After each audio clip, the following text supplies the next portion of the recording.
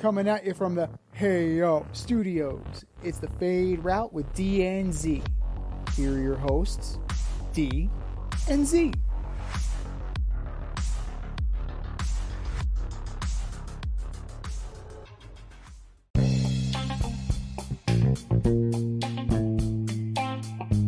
Coming at you live from the AO studio. Hey yo. It's the Fade Route with D and Z. I am D. We got a great show for you tonight. A few teams get embarrassed on Sunday. Justin Jefferson goes on IR. And the and the Braves are up against the ropes right now, getting pummeled 10-2 by the Phillies. So we begin today's show with the NHL season has started. That's right, the NHL is back. The nice futures versus past game when the Penguins facing off against the Blackhawks last night. The Lightning beat the Preds. And the defending champs opened up against the Kraken, which the beginning ceremony was fantastic in Vegas for anybody who tuned in. Z, what are some storylines you're going to be following early on in the season, and who do you expect to see in the Stanley Cup Finals? Well, you have plenty of storylines. You have Connor Bedard, who's supposed to be the wonderkid, who's supposed to be the last can't-miss prospect, right? The last time we heard can't miss was Lafreniere. Not great. Before him was Jack Hughes. Seems to have hit on that. So who's he going to be? And is Chicago going to use Connor Bedard and feature him the way the Devils have featured Jack Hughes? Or are they going to kind of slip him in the bottom tier of the lines like the Rangers have done with both Capo Caco and Alexis Lafreniere? Or is he going to get completely buried like a guy like Owen Power? You know, he's stuck up in Buffalo, which is the equivalent of Siberia in America. I'm looking to see how Connor Bedard adjusts to the NHL. I'm interested to see how Adam Fantilli adjusts to the NHL for the Columbus Blue Jackets. You know, two 19-year-old studs. Well, actually, Bedard, I believe, is 18, which is even better. Even younger. Wonderful. So the NHL is getting an injection of talented youth hockey. They absolutely are getting an influx of talented players, right? Now, what are we going to see? What are we going to see at the end? Vegas has installed not the Golden Knights, but the Carolina Hurricanes as the favorite. Yeah, which I find interesting. Great defense. Very good defense. Good goalkeeping. No? Not enough scoring. Yeah, I agree. Still not enough offense. Mm-hmm. Still not enough offense in Carolina. They remind me of the mid-teen Rangers, right? Under Torts. Defensive heavy, had enough to beat you, but by the time they got to the finals, they were just beaten up and dead. Like, there was nothing left.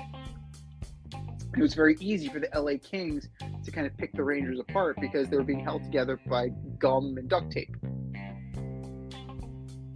So the Hurricanes play a good style of hockey, solid style of hockey, one that is a winner in the regular season. Does it translate to playoffs? They haven't gotten over the hump yet. What are the Bruins without Bergeron? I don't know. Brad Marchand is taking over the captaincy. Are they going to be able to continue on? They're talented, but are they going to be missing a guy like Patrice Bergeron? I think so. Like, you don't replace a guy like him. You firmly expect the Avalanche to be there. You firmly expect the Golden Knights to be there. You firmly expect the Kraken to be there. And in the true nature of sensationalism, we're going to be focused on, the Edmonton Oilers and the Toronto Maple Leafs, as we are all the friggin' time. Is this the year? Is this the year that Connor McDavid ascends? Spoiler alert. No. Is this the year that the Maple Leafs make it back? Spoiler alert. No. I'm sick and tired of talking about them, and yet, in the same way we talk about the Dallas Cowboys over and over and over again, we're going to talk about the Edmonton Oilers and the Toronto Maple Leafs. They're overstated, they're overrated, but they're still going to be discussed. The Lightning announced their presence with authority. I firmly expect them to be in the mix. I expect the Rangers to be in the mix, even though, there was an embarrassing and gut-wrenching end to the season last year. They brought in a new coach. Let's see what Peter Laviolette can do. Right? Peter Laviolette has a good track record of turning organizations around.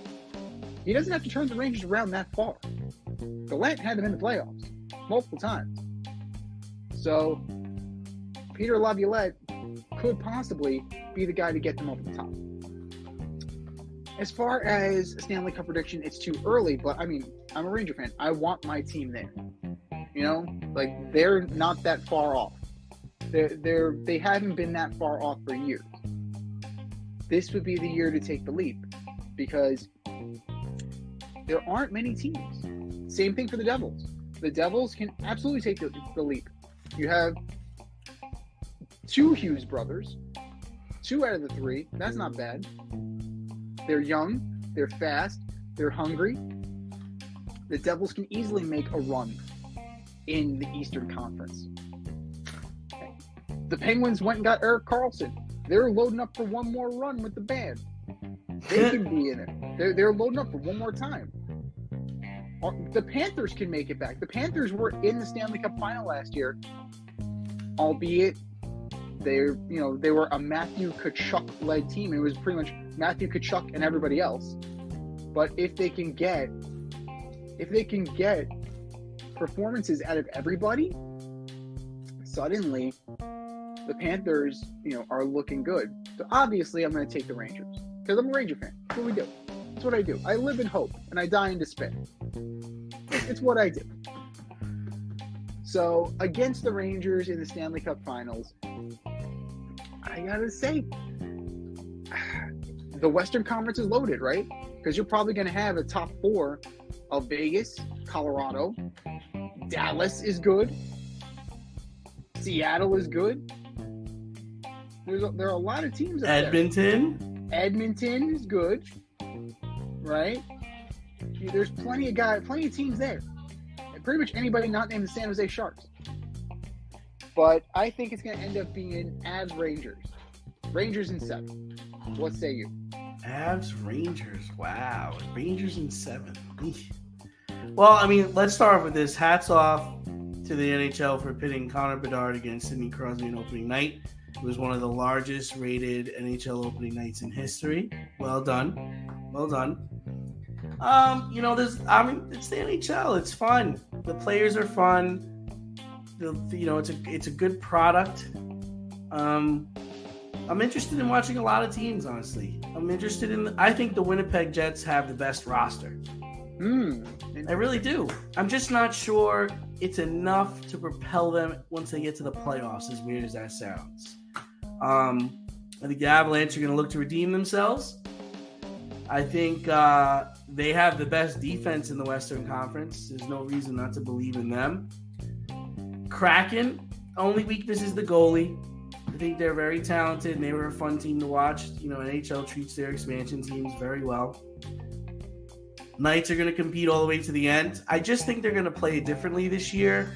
I think they understand what it takes to get to the Stanley Cup Finals, and they don't necessarily need to, compete at a high level for 82 games. I think they understand that, once you get around game 50 or game 60, let's get everybody healthy and let's make a run. So I think they could be a very dangerous team towards the end of the season. The Kings have a lot of firepower. I think the Kings are not going to be someone that could be trifled with. But, it's hard for me to not believe in the Edmonton Oilers. Goaltending is still a concern, but I have them winning the division. I do think they're the best team. Now, when we head east, I mean, the Islanders' defense and goaltending is elite. I just worry about their scoring. I don't think they don't do well on the power play, and I don't believe in their scorers. I'm interested to see how the Bruins have a new captain, right? Brad Marchand. Marchand's their captain. I'm interested to see how he takes on the captaincy. Is he going to be like Chara, or is he going to continue his ways where he licks people and is an irritant? Will he understand what it means to wear the C in Boston? That's a big deal. It's a big deal. It's history. Now, listen, I'm a Rangers fan too. But I'm not a homer. Like, I could be real about certain situations. I'm just not sure if the kid line of players for the Rangers is going to play well. I don't think they're going to play well together. That's my concern. And yeah, Lavallette a good coach, but I don't know if he's ready for this. I don't know if they can do better than them finishing 4th or 5th, right? Sherskin's definitely the best goaltender in the league. There's only so much he can do. And he's got to stay healthy and stay behind the pipes. I don't believe in the Penguins. We talked about this for the last 2 years. As soon as they re-signed Malkin, Crosby, and Letang, I was like, it's over, guys. It's over, man. It's cute that you want to get the band back together. You want to make one more run. It's just not in you. You don't got it, man. This has been going on for too long now. They missed the playoffs last year, right? They missed the playoffs last year, didn't they? Yeah, yep. I don't see that. I don't see that coming around. No way. And how could you not love the Devils? I mean, we could say we hate the Devils because of where we live, but young, fast, talented, they might have the best forward group in the NHL. No jokes aside. Dynasty in the making. It's the way I would describe the Devils right now. And then, like we talked about, Hurricanes, I think, are the best defense in the NHL, but we both agreed. I don't know about scoring. So, yeah, for me, I got Edmonton and the Devils in the Stanley Cup Finals. Way too early predictions, but just based on talent, it's scorching red hot for those two teams. Here's the thing. Talent only gets you so far. Yeah. You need to be able to survive. It's a war of attrition in the Stanley Cup playoffs. You're going to get beaten down like you've never been beaten down before. And I don't know. I don't think that those two teams can stand there at the end. I just think that eventually, when push comes to shove, and you have to play physical playoff hockey, you're going to get worn down and you're going to get worn out. And that's what happened last year, and that's what happened repeatedly. And expectation, right? The Devils don't have as near of an expectation on them as the Edmonton Oilers, or specifically Connor McDavid. Connor McDavid has the expectation, he has the ghost, he has the shadow of Wayne Gretzky, right? He's supposed to be that guy. He's supposed to be that good. At this point in his career, Gretzky had multiple cups. And I don't want to hear that he didn't have that, Connor McDavid doesn't have the guys around him the way that Messier and Graves and Yari Curry. I don't want to hear that because Edmonton's pretty talented. You said it. Edmonton is very talented.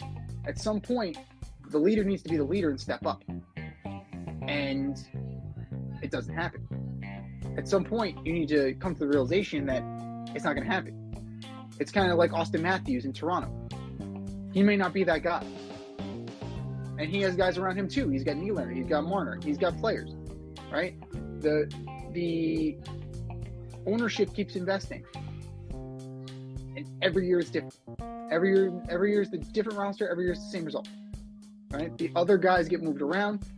It's still that core, same result. You look at a team like the Avalanche, they're You have Landeskog, you have McKinnon, you have skill, and you have grit. You need both. You can't win firmly on skill, and you can't beat your way to a cup final. You can't solely beat your way to a cup final. You need to have a mixture of brute force and skill. Step outside of your safe area and make a statement without saying much with FCK Clout Lifestyle Apparel. Embrace the colorful chaos and stay emotionally regulated in their hoodies, snapbacks, graphic tees, accessories, and more. Season 3 merch is up now. Get it while you can. Go to fckclout.com and get all of your needs from men and women. That's fckclout.com. But speaking of brute force, the Rangers, not those Rangers, the Texas Rangers, showed the muscle. They flexed their muscle against the O's, erasing the Birds in 3 games. And now they await the winner of the Houston Astros and Minnesota Twins. Baltimore just could not get anything going against the Rangers. Offensively and defensively and pitching-wise, the O's just did not match up. Did they arrive a little bit too early, or will the O's beat back? No, I think they have a bright future. I think who's it? Matt Holliday's son, right? He's their top prospect, right? Yep. And he's going to be playing shortstop. I think his name is Jack Holliday. He's going to be playing shortstop for them next year, most likely. And then they got to go out. Listen, they got to go out there and spend money, right? I mean, look at what the Rangers did.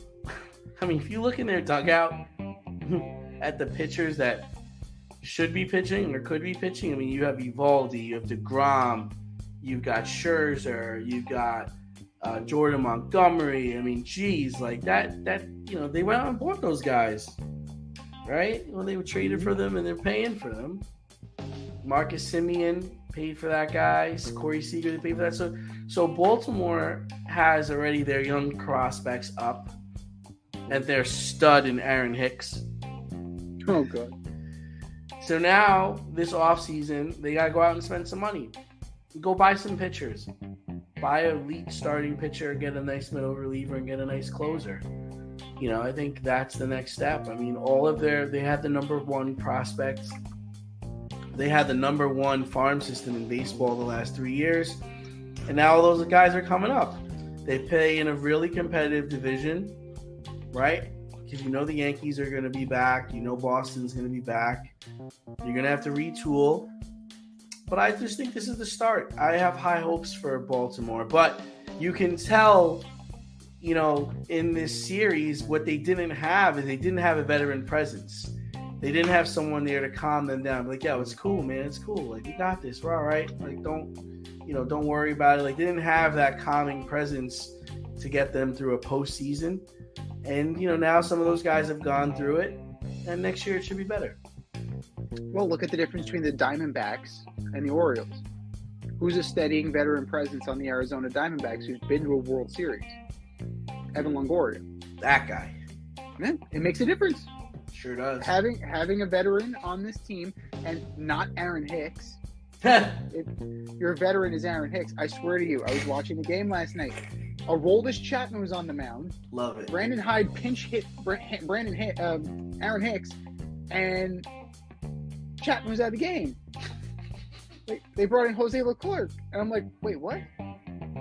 You're so afraid of Aaron Hicks is that you're taking out Aroldis Chapman? Like, this is a Trey Lance situation. It's it was absurd to me. There's so many ex-Yankees going around. Sonny Gray got torched the other day too. We'll talk about that later. But you're right. There are quite a few veterans on this team, but none that have the necessary playoff experience. You have Adam Frazier, you have Anthony Santander, you have Mountcastle, you have Cedric Mullins. They're veterans, but they've been veterans in Baltimore when they've sucked. right? It's not like Adam Jones is there. It's not like Chris Davis was there. That mentorship did not happen because they gutted the team. Nick Markakis isn't there. Like, Nick Markakis was a good veteran steadying force on the Orioles for years, and he's not there. Now, Jordan Westburg, he's going to be good, right? Rushman, we know how good Rushman is. Gunnar Henderson's probably going to win Rookie of the Year. They got studs. They have studs offensively. Tyler Wells pitched well out of the bullpen last night. Dean Kramer got torched. And all fairness to him, he is Israeli. He has family in Israel. His head was not there. He said he wanted to pitch. His head was not in the game. I can only imagine that his head was not in this game. 1 2/3, 6 runs, 7 hits. 2 bombs. So that one you kind of have to wash, you know? You kind of have to wash that one. But losing Bautista didn't help because you lost a stud closer. Kid was a rookie, established himself very well as a closer. I mean, Yennier Cano filled in admirably. DL Hall is there. Again, kids. Kyle Gibson came out of the bullpen and gave you length. This is the same Kyle Gibson that Texas got rid of. So they definitely need to kind of add some veteran presence to this team. You're absolutely right. But the AL East in general did not have a good showing. 0-7. They got swept the fuck out. You got 3 teams and nobody won a game. Not a game. Not one.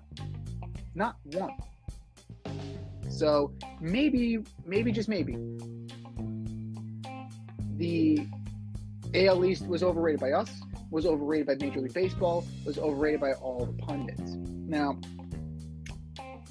kudos to the Rangers. They did what they needed to do. I'm not sure what's going to come up. You know, they are beating up on inferior pitching. But if you draw the Astros in the next round, all of a sudden, that is no longer the case. Right? You're drawing Christian Javier. You're drawing Justin Verlander. You're drawing, studs. You're drawing a worthy adversary in the Houston Astros. Now, albeit their cheating ways aside, like, that's something that is going to be interesting. The Astros they feel like they're getting towards the end of their rope. They definitely feel you're starting to get towards the end of it, right? You're starting to see guys go. You saw Springer go. You saw Correa go. Jeremy Payne did not have the season this year that he did last year. What do you do with Bregman? What does he become? Like, does he stay? Justin Verlander, he's not long term. He's not there for the long haul. He can't be. So that window might be closing. Texas has enough of a mix that they could be around for a while. Now, what do? Right? You said they brought in all these guys. They brought in DeGrom, they brought in John Gray, they brought in Jordan Montgomery, they brought in Max Scherzer. That's fine. Like, that's fine for now. Like, how do you keep them is the question. Do you keep them is the question. I mean, DeGrom is there regardless. Do you bring back Monty? Or does Monty end up going to a team like Baltimore, who could pay him, right? The Baltimore is gonna need pitching. If Shohei Ohtani wanted to win a division, I would argue that he should come east and go to Baltimore. It's not a sexy market. It's not a big market, but it's one that's going to love him. It's one that's focused on winning. And could you imagine Ohtani in Camden Yards as his primary ballpark? Because remember, next year he's not pitching. Next year he's going to be hitting, right, and only hitting. Mm-hmm. It's a launching pad, absolute launching pad. So it remains to be seen what's going to happen there. But the Orioles will be back. I am not concerned at all that the Orioles peak too soon. They are way too talented, and the cream will rise to the top yet again. Speaking of the cream rising to the top yet again, of the top seeds, right? Of the top seeds, the Braves managed to win a game. Over for the Dodgers, over for the Orioles.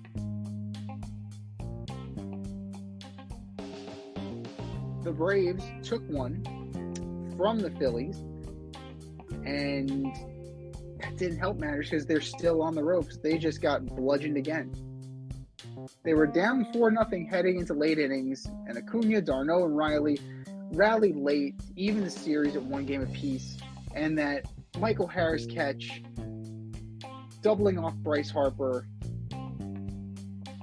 Where the hell Bryce Harper was going, I don't know, but we'll get to that in a second.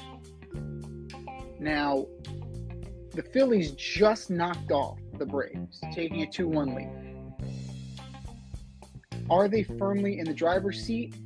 And is this the series that's going to produce your National League champion?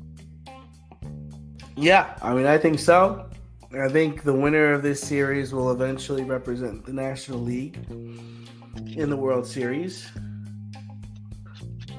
And yeah, I do think the Phillies are in the driver's seat, man. Like, they just banged the ball, and just the way this whole playoff was set up was just stupid. I'm not complaining because it's fine. I mean, listen, they're the team that the Braves had to beat them. Regardless, you beat whoever is in front of you. Mm-hmm. You know, there's no excuses coming from my side. It's just stupid. It's just like I'd rather have seen a 7-game series between these two teams than a 5-game series. You know, the problem is they gotta face Wheeler, man. Like, if they get to game 5, they gotta face Wheeler. That's the problem I have. And they just haven't really. The Braves only scored 2 runs tonight. It's just like, what the fuck is going on? We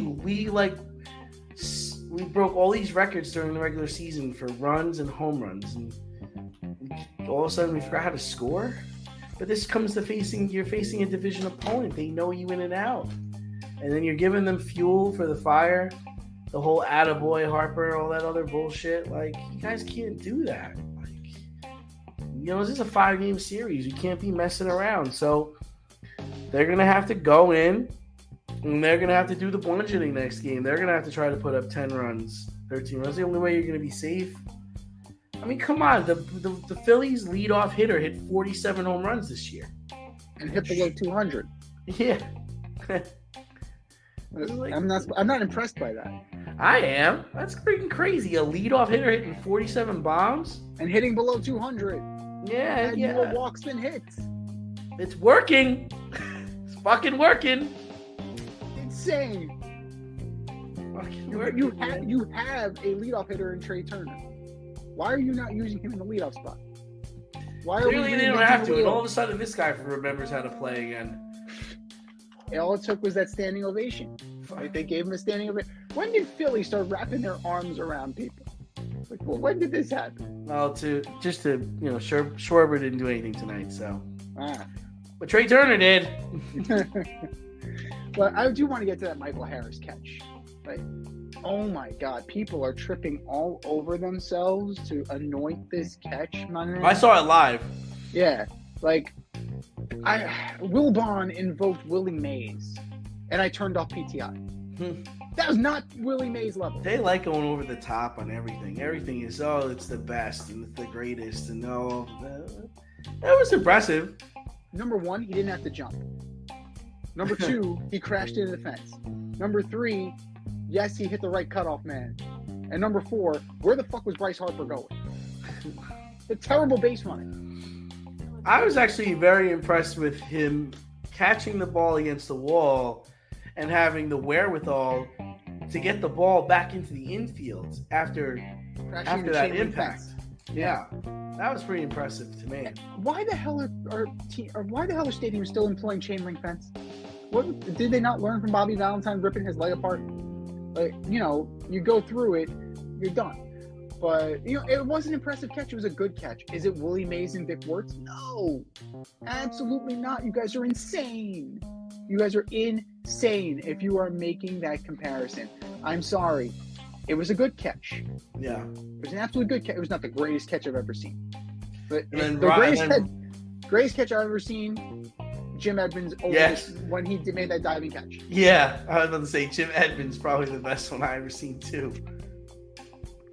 It was impressive though. Like I do think it was impressive. I wasn't expecting it, and like I said, I was more impressed with him getting the ball back into the infield. Then Albies misses the ball, but Riles is backing him up and scoops it and throws a fucking laser to Olsen to end the game. Yep. So, and I understand what you're saying about where Bryce was going, but Bryce is trying to be aggressive and score. He's thinking it's going to hit against the wall. His gut was it was going to either hit against the wall or go over the wall. So I don't think he didn't think he was in too much trouble by standing where he was going to stand, because again, it was going to be tough for that guy to make the catch against the wall and then get the ball back in to double him up. And it almost didn't work because Albies missed the ball. It was only because Riles was backing him up that they actually got Harper, and it was close. It wasn't even like it was close. So, but it was unnecessary. It was absolutely unnecessary. You play halfway there. It's the 9th inning. Yeah. You have no. What are you doing? You have to know the situation. No, I hear you. But I'm not mad at the guy. I'm not mad. He didn't I don't think he cost him the game.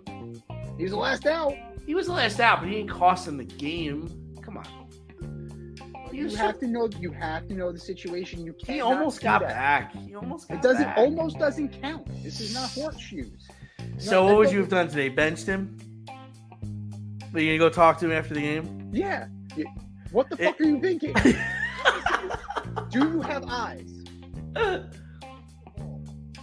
So Robbie Thompson should have patted him on the leg. Now, in that situation, do you tell him when he gets back to the dugout? Did you tell him this morning? Do you tell him after a shower? At what point, Z, are you going to tell him that you didn't appreciate the way he ran the bases? In the moment. So you wait for him. You wait for him in the dugout as he's coming off the field. Mm-hmm. No, because you don't let it fester. You don't let reporters get to it. You deal with it now. Especially you don't wait for the shower. Like, that's just weird.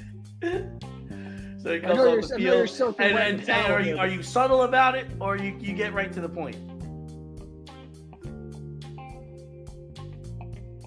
What were you thinking? That's it. No need to be confrontational. So no profanity. No profanity. What were you thinking? Like, you got, and then. And if I'm Harper, if I'm coming off the field and you say, "What are you thinking?" I probably don't answer you. I don't answer you. I go right by you and into the dugout and get changed, and maybe on my way out, I'll be like, "My bad." I won't explain what I was thinking because I wasn't thinking. I was just trying to be aggressive. Precisely. Your head was firmly in your ass, and that's what I'm saying. Yeah. He runs the bases with his head up his ass. That's who he is. He's an and asshole. again, he's an asshole. Again, but to go back to the question, I don't necessarily think that the Phillies are in the driver's seat. I hope you're right, man. I think this is going to be a punch counter punch situation. God, I hope so. And Game 5's a coin flip. I think they knocked us out last year. Sure did. That just they might have your kryptonite. They just might have your number. It's just a division game. It's not about kryptonite. You play a team enough, you know them. So we were 8-5 against them in the regular season. They just scooped 2 and we got 1. So now it's 10-7. I mean, it's close. Mm-hmm. It's what you would expect it to be. But I think this one is far from over. So, the Braves did show signs of life. They didn't roll over like the Dodgers. Yeah. Avoid messy accidents. Get better stopping power with your brake pads. Callahan brake pads. You never know when you'll be driving in the road and there will be a truck tire that you need to avoid and save your family. Callahan Auto. We really care about what's under your hood. One team that's not showing much signs of life, the Minnesota Vikings. Justin Jefferson, arguably the best wide receiver in the league, pulled his hamstring on Sunday and will be sidelined the next 4 weeks. The Vikings are now 1-4, and they're about to hit the road without their best player. And Cousins is in the final year of his guaranteed contract, which I found out he got paid most of the money up front, so there's not much left on the contract. So Z, I feel like we talk about this every weekend, but has your story changed? I mean, what should the Vikings do with Kirk Jefferson in the 2023 season? Well, excuse me. The season's washed at this point. If you're constantly going to be in a situation where you're turning the ball over, you got nothing. You have no leg to stand on. You absolutely cannot turn the ball over at the rate that the Minnesota Vikings are turning the ball over and expect good things. You cannot expect good results. You cannot expect good results when you don't have a decent running game. You just can't. The only reason why the Vikings are anywhere that they are is because of Kirk Cousins. He has close to 1,500 yards already. That's pretty darn good, right? Justin Jefferson has close to 600 yards already. He's got 571. Alexander Mattison is their leading rusher. He has 276 yards in the season. Crushing it. Breece Hall had about half that in the game against the Broncos. So you need balance. You absolutely need balance for success in this league. Even when you got to the Super Bowl last year, what did you notice? It was not throwing the ball all over the field. It was a balanced attack by both sides. Both sides at least attempted to run the ball. Kevin O'Connell, I don't think he wants to run the ball. It's not who he is. It's not who he is as a coach. You can't do that and expect to win. Because what's going to happen? Everybody's going to play the pass. And you don't have a running back to kind of keep them off of it. Because you got rid of Dalvin Cook. So you're kind of punting on the season at this point. Jefferson, don't rush him back. There's no point to rush him back. And you get a look. You're going to get a look at Jordan Addison. See what he is. See if he can be a top flight receiver. You thought highly enough of him to take him at 24 in the first round. See what you got. Come trade deadline, if you get blown away for Kirk Cousins, sure, why not? 20 days away, Halloween. Yeah. So if you get blown away, I'm not saying you take a ham sandwich, but if you get a 4th round pick, an offer of a 4th round pick, you take that. Well, he also has to approve of the trade. He's got a no trade clause. Mm-hmm. Now, we have said multiple times that he's very comfortable in Minnesota. He loves the area, invested in the community, built a house. Is he willing? What situation is good enough for him? Certainly not the Jets. He's not a New York guy. I can tell you right now, Kirk Cousins is not a New York guy. Like, it's just not in him. You can tell guys who are going to be successful in New York, he's not one of them. So where does that leave Kirk Cousins? What situation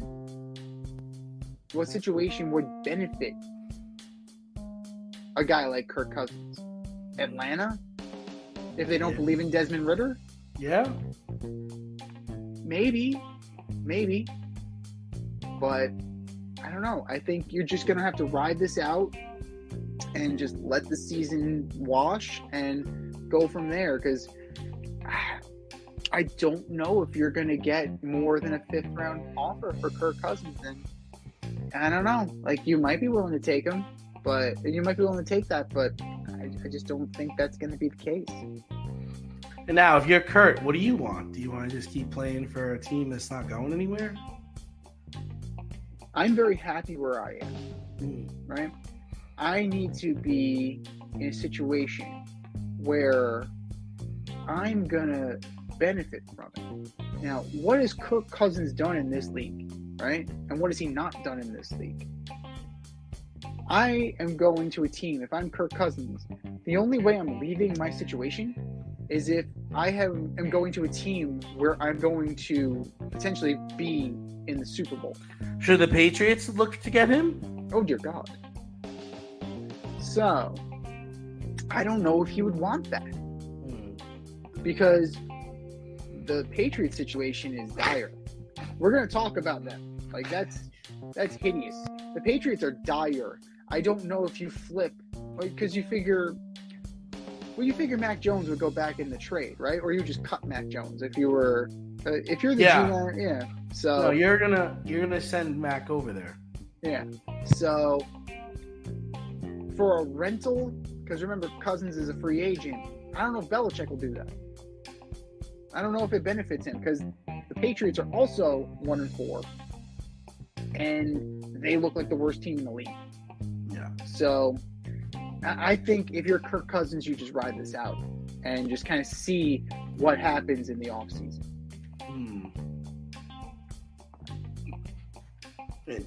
Excuse me.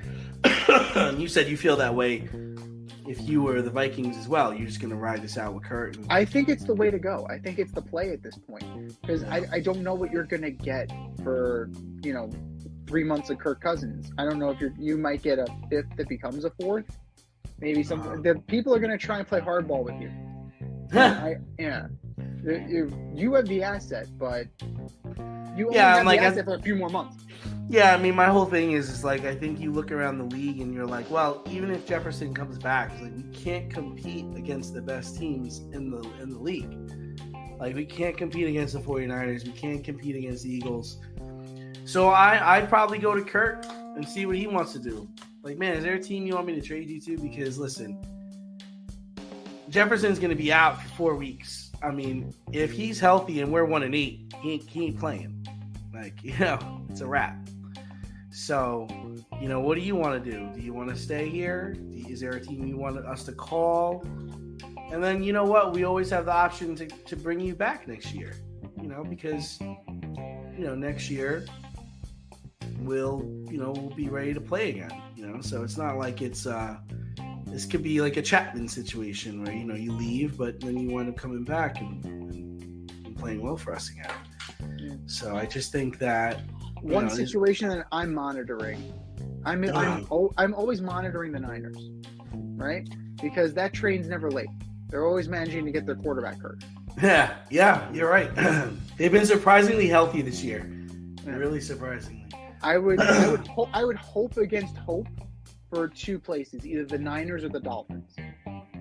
But I don't want to wish ill on other people. No. But that train's never late. That injury train is never late for both teams. No. But there were a few embarrassing games this weekend. The Patriots were blown out 34-0 at home by the Saints. The Bears blew out the Commies 40-20. And the Denver Broncos lost the Hackett Bowl. Oh, yeah, and the Giants gave up 7 sacks to the Dolphins and lost 31-16. So who had the most embarrassing weekend? There is only one answer. It's the Patriots. Yeah. How the mighty have fallen. Yeah. It's sad at this point. And I was talking to my fiance about it, and she's she follows the Jets. Her coworkers follow the Jets. They've been talking about it, just like, can you kind of take your foot off the gas pedal in terms of hatred of the Patriots now? Can you do that? Because the mighty have fallen so far, and to be fair, it's not like the Cowboys where they shit talk every year and this year's their year and how about them boys. The Patriots are a very professionally run organization. They don't do that. They're not bloviators. They're not carnival barkers. So, can you have a little bit of sympathy for them wallowing around in the muck with everybody else, and just living like everybody else? They have 11. They average 11 points per game. I don't need to tell you that's dead ass last in the league. They average 11 points. Passing yards, they're barely above 200. They're barely above 200. That rushing attack is non-existent. The defense, it can only. I mean, what do you expect, right? You can only do so much, right? It wouldn't surprise me, if I'm Belichick, maybe I put Matthew Judon on the block. Like, maybe I put some of these guys on the block and get some picks. Bottom out completely. Because you can't do worse. You can't do much worse. Well, he says they're going to start over, whatever that means. It's not like you're going to... He said he's not benching. He's not going to bench Mac Jones, so not really starting over. Bailey Zappi's been atrocious anyway. Right. But they're just a bad team, right? They're a bad roster. There's literally nobody on that team to be scared of. No. Like, if they're coming to town, it's like, whoa, what am I worried about? Kendrick Bourne? Nope. Worried about Lamondre Stevenson? You guys can't run the ball. You can't even run the ball. The offensive line is atrocious. Atrocious. But how much of this is Coach Belichick's fault as opposed to GM Belichick's fault? Because, I mean, he hasn't drafted a player of consequence probably since 2014 when he drafted James White. Mm. So who does this more fall on, the coach or the GM? 70-30 GM. Okay. So is it possible that at the end of the season he just gets fired from being the GM of the team and he just goes back to coaching? I mean, is it possible Kraft kicks him out of the building, especially if they get the number 1 pick? Like, how does this play out? It just, and I was looking at him, and he's pretty close to passing Shula on the all-time coaching list for wins. And Andy Reid's not far behind him, too. Andy Reid's probably going to pass Belichick, assuming he gets by Shula at some point, but... There needs to be a major overhaul of the coaching staff. But this has just been self-inflicted, right? Like last year, Joe Judge and Matt Patricia were the coaches, the offensive coordinators, 2 guys that know nothing about offense. Yes. Trying to teach it to Mac Jones, who just got here 5 minutes ago. Is that fair to Mac Jones? No. But is he bad? Is Mac Jones bad? Or is he just the product of, like, what the fuck is going on here? I think that it's absolutely the wrong place at the wrong time for Mac Jones. I think, he's a pocket passer in a league that no longer values pocket passers.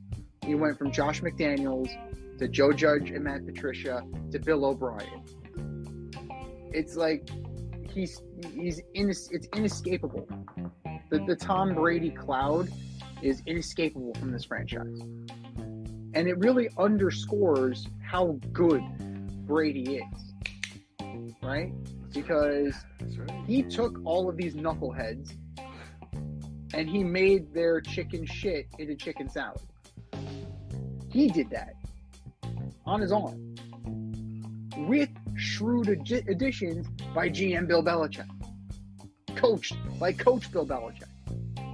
I think it's just time, man. Like, Father Time catches up with all of us. And if you're going to wait, if you're going to stubbornly hold on till you pass Don Shula, Robert Kraft isn't going to allow that. This is his baby, right? He's the owner. He's not going to let you run his business into the ground. At least you wouldn't think so. I mean, I understand Robert Kraft is a loyal guy to his guys, but I don't think he's this loyal. I don't think you can be. You know, you're not gonna let your pride get in the way of rebuilding this organization and taking you back to the top, because you're not that far removed. It's not that far away. So I still say 70-30 on GM Bill Belichick, but I think he's done, man. I think it's just time. And you know what? O'Brien's got to go. Joe Judge has to go. Matt Patricia has to go. Steve Belichick has to go. Him and his mullet. Right? You have to start over, right? Belichick said, we're starting from scratch. We're going back to square one. The organization needs to go back to square one. They need a new voice. They need a new head. They need a new direction. I don't know who that is. But for the better part of almost 30 years, this has been it. Every dynasty comes to an end. Every empire crumbles. Like, this is historic. This is what happens. And usually, the reason why historically the empires crumble is hubris. They think they can do it at the drop of a hat. They can keep going. They can let people go. They can bring people in. They can make it all work, right? You can make deals you wouldn't necessarily make deals in the past. You wouldn't necessarily make. You do them now because I can make this happen. I can make this work. And it's just not happening. It's just not working. And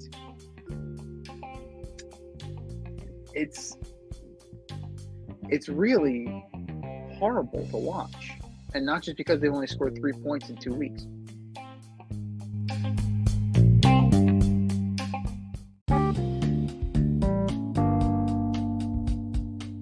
Want to get in on the action, we want to hear from you. Hit us up, faderoutemail@gmail.com. Slide in our DMs on IG @FadeRoutePodcast. Drop us a DM on Twitter @FadeRouteDNZ. Comment on our YouTube channel, The Fade Route with DNZ.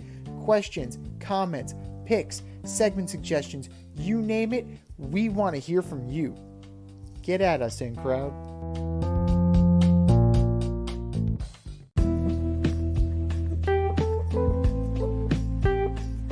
Bullshit or no shit? We're going to debate this week's most controversial sports topics right now.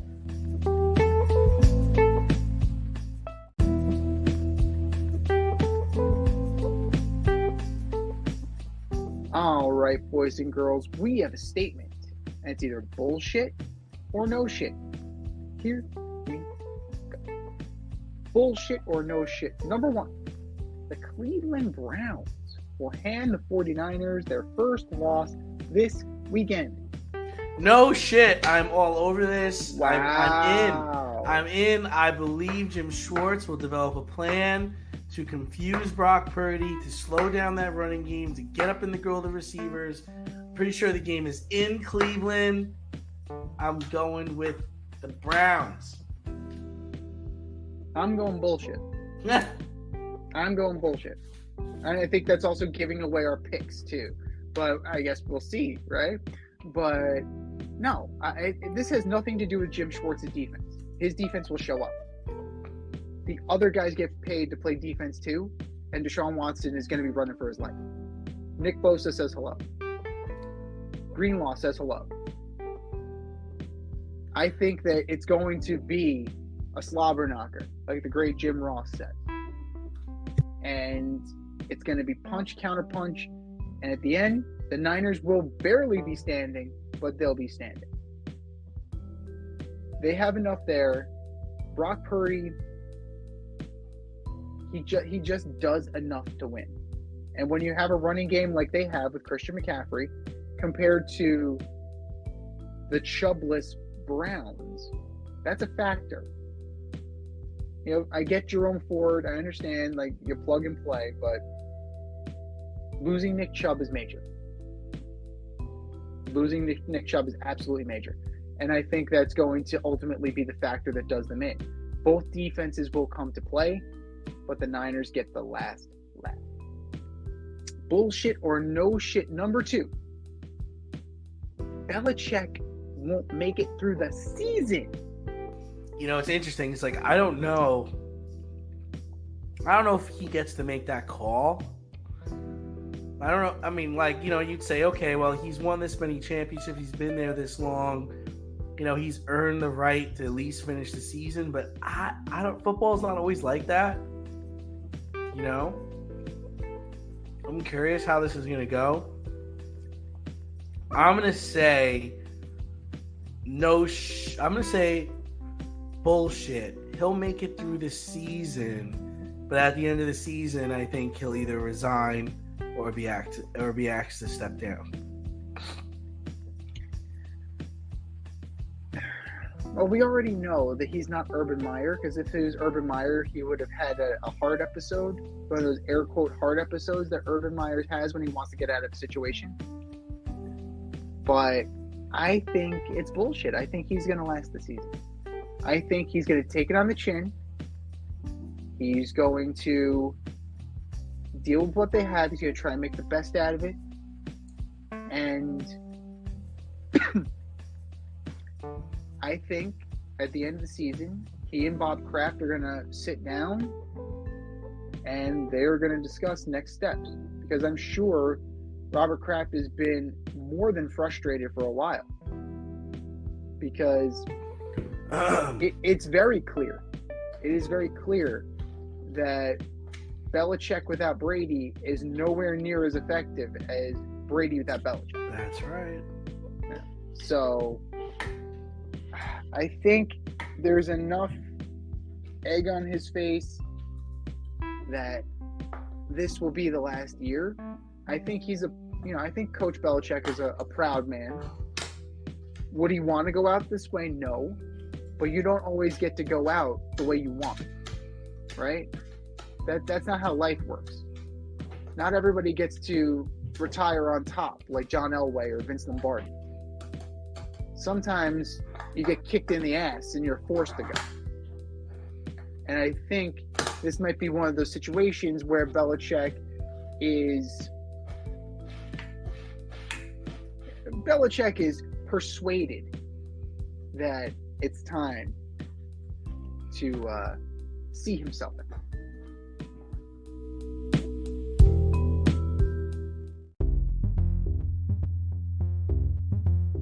Are you in need of air care maintenance or service? I have the company for you. Air Care Technicians. They service the Westchester and Northern Bronx area and can help you with all your heating and cooling, maintenance, and service needs. Just give them a call at 914-315-1547. Again, that's 914-315-1547.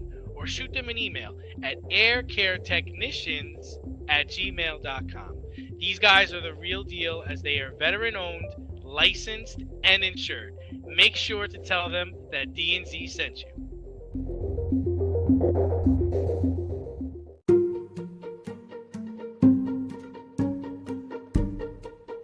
The Fade Store presents the Alleged Superstar of the Week Award.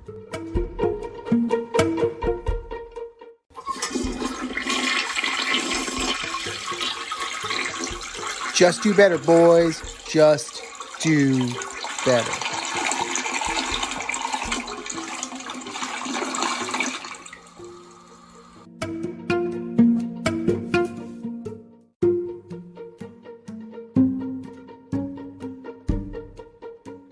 All right, boys and girls, you know what time it is. It's time for the Alleged Superstar of the Week.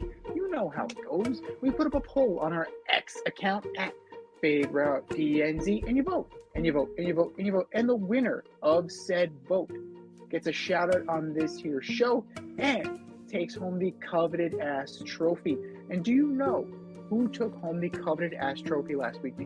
I don't. Narrowly, Billy Epler. Whoa. Billy Epler. I was surprised. I thought it would have been Evan Neal after the hamburger and hot dog flipper comment. But apparently, people don't mind. People are more interested in the fact that Epler kept Daniel Vogelback and manipulated the IL. Okay. So each their own. But that was last week. This is this week. Who are your nominees, D? All right. First up, I've got your boy Dylan Brooks. ejected 5 minutes into the Rockets' first preseason game. Great start to your new team, Dylan. Adios, Dylan muchacho. Brooks, do better. Just do better. You are my alleged superstar of the week. Number 2, George Kittle. Celebrated a touchdown on Sunday night by lifting up your shirt displaying a "Fuck the Cowboys" t-shirt. Like, really? Really? Is that necessary? Supposed to be like one of the stars in the league? Is that appropriate? Like what did the Cowboys do to you, bro? George Kittle, you are my alleged superstar of the week. And last, and certainly my favorite, Clayton Kershaw. Everyone likes to preface your name with future Hall of Famer, but your playoff woes are the only thing I can remember. In your last outing, probably the last of your career, a third of an inning, 6 hits, 6 earned runs, and a 1.62 ERA. Sounds real Hall of Fame to me. Clayton Kershaw, you're my alleged superstar of the week. What do you got, Z? Kershaw's a good one. In the worst possible way. Right? It was an absolute. We love to crown people. We love it. We want to crown them. Crown their ass. Well, they got crowned. Put him right next to Randy Johnson. That makes a lot of sense. Oh my God, that's awful. Absolutely awful. Stud, complete stud. Yeah, right. So I'm gonna start with Mario Cristobal, head coach of the U. All right. You have this game won. All you have to do. He doesn't believe in it. Does he believe in it now? I don't know. And they lost. Coach Mario Cristobal, you are my alleged superstar of the week. Denver Broncos talked all that shit. Actually, you know what? Forget the Denver Broncos. They didn't really do anything to Nathaniel Hackett. Sean Payton talked all that shit. All that shit. Off-season champs. All that shit about how Nathaniel Hackett did the worst job, the absolute dirt worst job in the history of the sport. Tell me how that loss tastes. Tell me. Because I'm sure it doesn't taste good. Jets 31, Broncos 21. Sean Payton, you are my alleged superstar of the week. And then last but not least, the American League East. All three of you. All three of those playoff teams. 0-7. A win. Not one. Not one. Not one. That's bad. And maybe the Orioles were a year too soon, but the Rays have been around for a while. And the Blue Jays, shame on you. It's absolutely ridiculous how you guys did not come to post. Yeah, the Marlins got swept, but the Marlins are a much inferior team to the Phillies.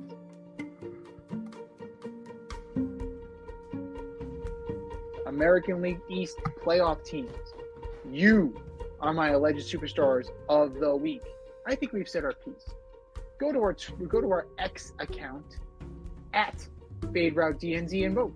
And for our nominee.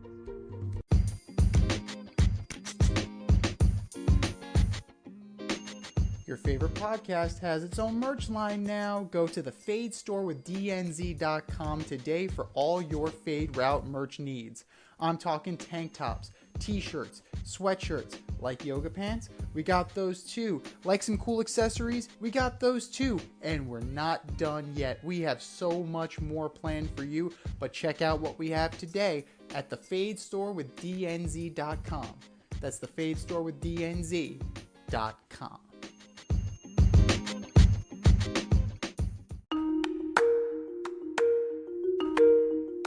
Let's run the option and give you our picks for the week.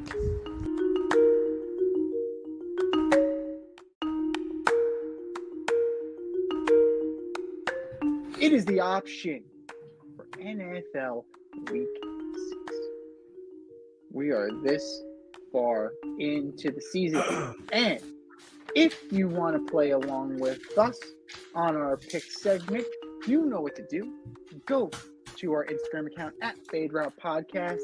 Click that link in bio and join us in our CBS Pick'em League, also entitled The Honor.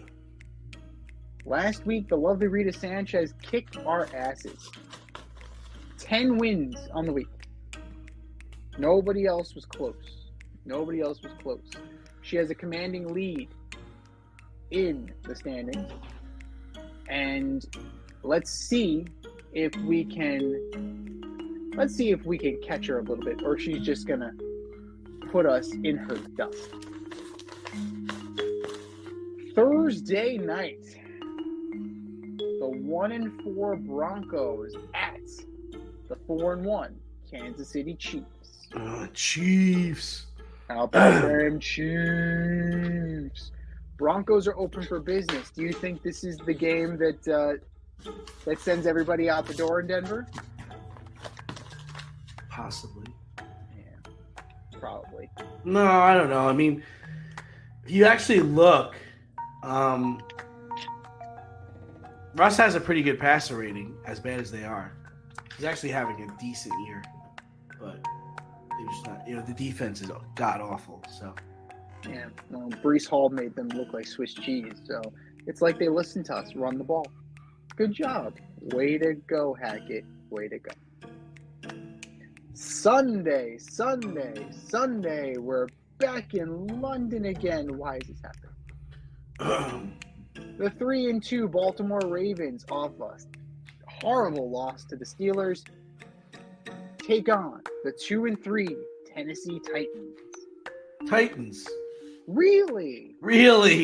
It's just the Ravens' offense. I don't understand what the plan is. Like, I don't get it. Like, on the goal line, Lamar just throws a terrible fade route. It's like, why are we throwing a fade route? What happened to the dynamic option plays last year? Awful.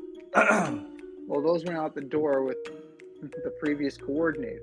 Guess so, yeah, I'm going to go with the Ravens just because the Titans are that bad. So I think that, Lamar is going to have a game. Look out for Mark Andrews.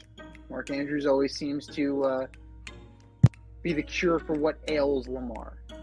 So hit your tight end early, hit your tight end often, and they'll be more than okay. We're into the 1 o'clock hour already. The 2-3 Washington Commanders go into Hotlanta to take on the 3-2 Atlanta Falcons. Oh, this was a tough one. I don't understand why the commies are playing so bad. Like, I don't understand. They got blown out by the Bears. I gotta think they rebound. We're going commies. I'm going with the Falcons. I think that Sam Howell is proving himself to be a turnover-prone quarterback. Like, as good as his arm is, decision-making is not there yet. And Desmond Ritter's no better.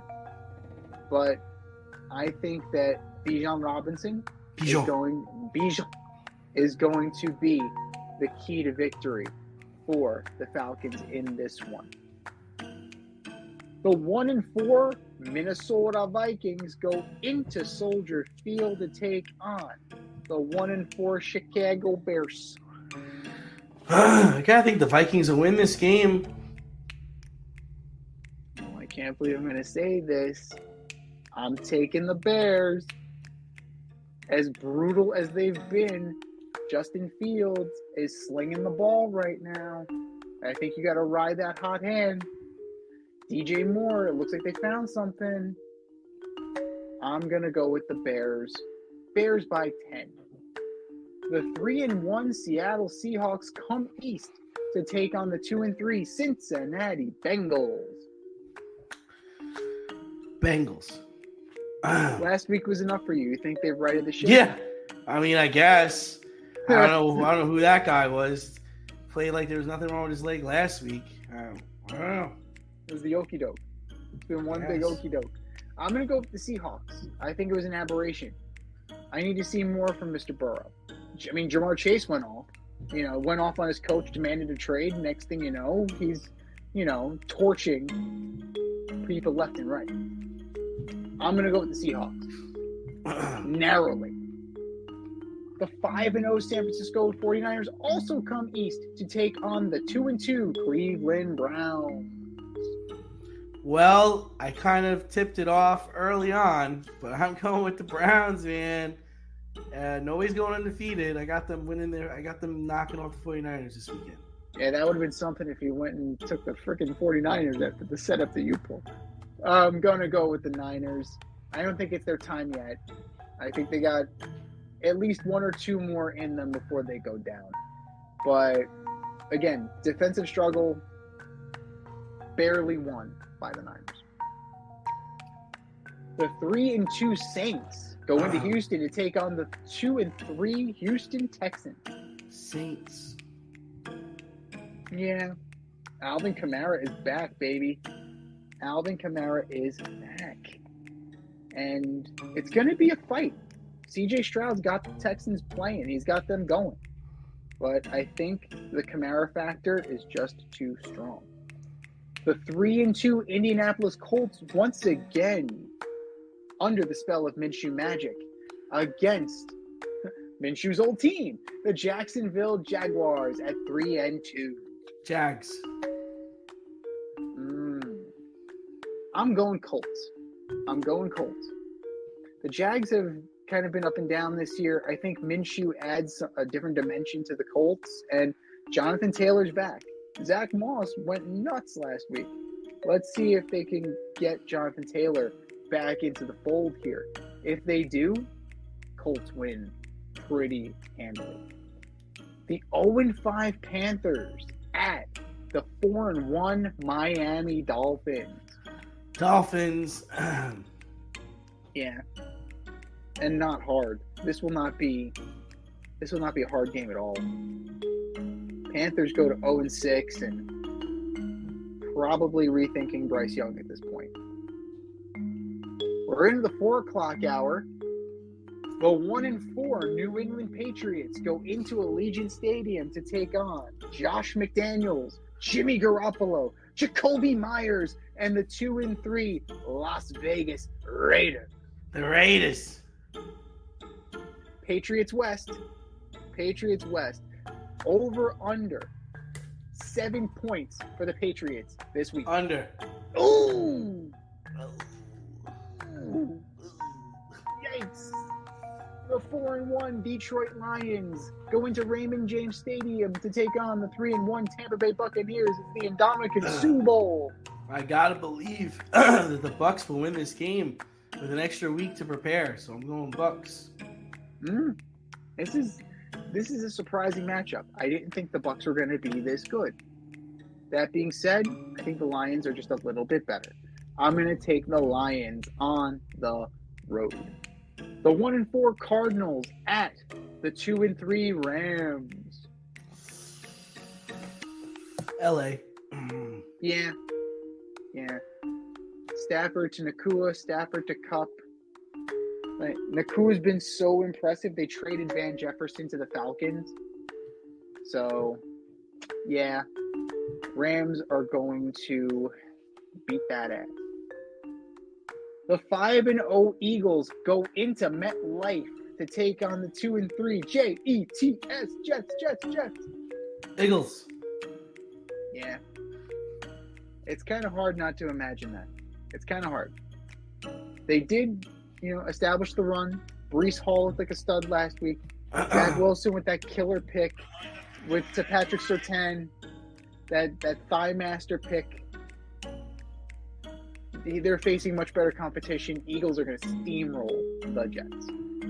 Your Sunday night special, the 1-4 New York Football Giants go into Orchard Park to take on the 3-2 Buffalo Bills. Bills. See, I'm worried. Because I go back to week 1. Right? The Bills have already laid an egg like this year. Right? Prime time against the Jets. That scares me if I'm a Bills supporter. I still don't know if Daniel Jones is going to play. Not that matters for the Giants. I'm going to take the Bills narrowly, but I am very nervous that they'll play down to their competition. And your Monday night delight. The 3-2 Dallas Cowboys, fresh off of that beatdown in San Francisco, go into SoFi to take on the 2-2 Los Angeles Chargers. Cowboys. Interesting. It's a get-right game. I'm going with the Chargers.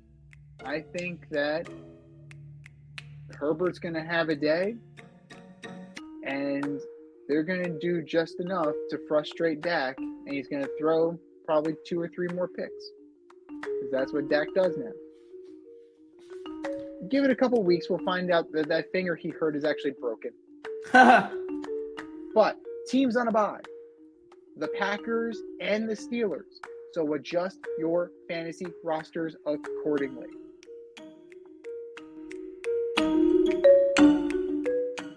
Thanks for listening to this episode of our podcast. If you like what you heard and want to hear more, be sure to like and subscribe on your favorite podcast platform. Rate us 5 stars, leave us a review, turn on subscription notifications, and tell your friends. Spread the word, spread it wide.